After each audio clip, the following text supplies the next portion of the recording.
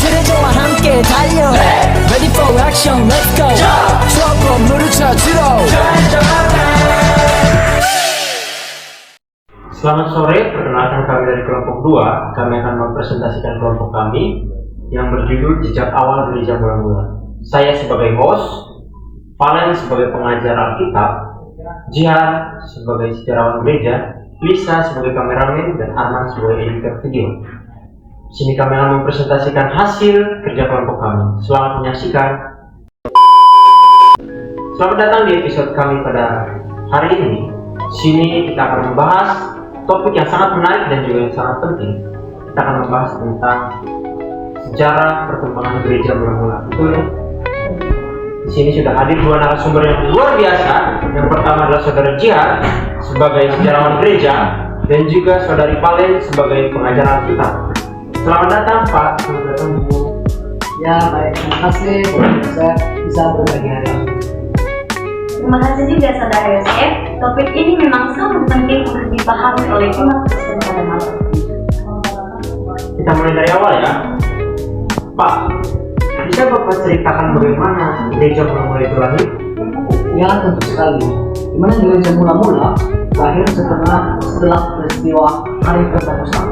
Dimana sekitar tahun 30 Masehi, ketika Roh Kudus dicurahkan kepada para rasul yang terjadi di Yerusalem, dan itu tercatat dalam Kisah Para Rasul pasal yang kedua, di mana dari sana jemaat pertama terbentuk dan mulai bertumbuh dengan cepat sekali. Menarik ya. Jadi apakah awalnya itu hanya ada di Yerusalem? Yang betul sekali, tapi karena penganiayaan yang selalu membuat mereka terpencar, di mana mereka seperti yang dilakukan oleh Saulus sebelum dia bertobat, banyak sekali orang Kristen tersebar ke daerah-daerah lain seperti Samaria, Antioquia, bahkan ke Asia Kecil dan Eropa. Tapi justru dari penganiayaan yang dilakukan di situ, Injil menyebar di mana-mana dan tersebar meluas. Oh, jadi ada seperti istilah semakin dibabat semakin merambat itu ya. Menurut Ibu Lydia, Ibu Valen, maaf, bagaimana kehidupan jemaat mula-mula saat ini pada saat itu? Sangat sederhana saudara Yosef, tapi penuh dengan semangat. Mereka berkumpul di rumah-rumah, memecahkan roti bersama, berdoa dan belajar ajaran para rasul. Mereka hidup dalam kasih dan saling berbagi. Bahkan ada yang menjual harta miliknya untuk membantu sesama jemaat.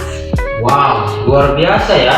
Lalu, apakah ada struktur di dalam gereja tersebut? Apakah ada struktur gereja berkembang pada saat itu?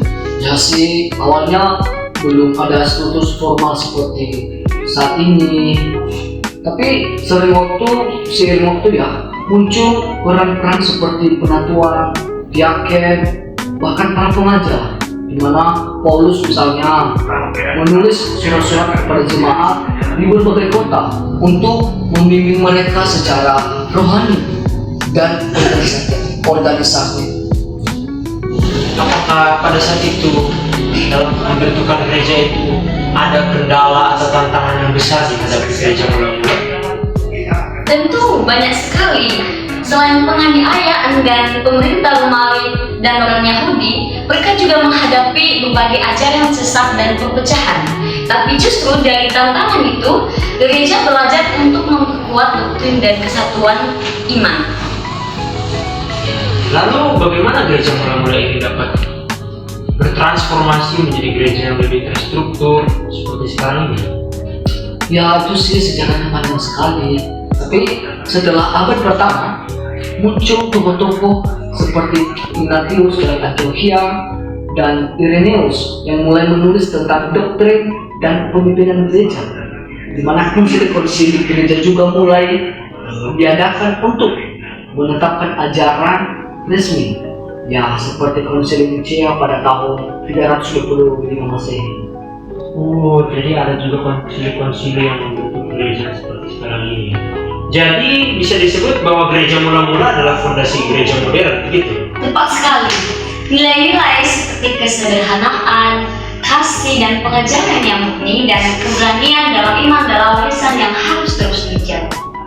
Oke, kalau begitu terima kasih banyak untuk saudara Jihad dan juga Ibu Valen. Wawasannya sangat luar biasa ya. Semoga juga para pendengar bisa juga memahami dan juga lebih menghargai gereja, sejarah perkembangan gereja mula ini. Terima kasih. Ya, sama-sama juga saudara Yosef. Semoga juga video ini bermanfaat bagi yang menonton. Terima kasih juga, Tuhan Yesus memberkati. Sampai jumpa di episode berikutnya. Tuhan Yesus memberkati, tetap semangat dan bertumbuh di dalam iman.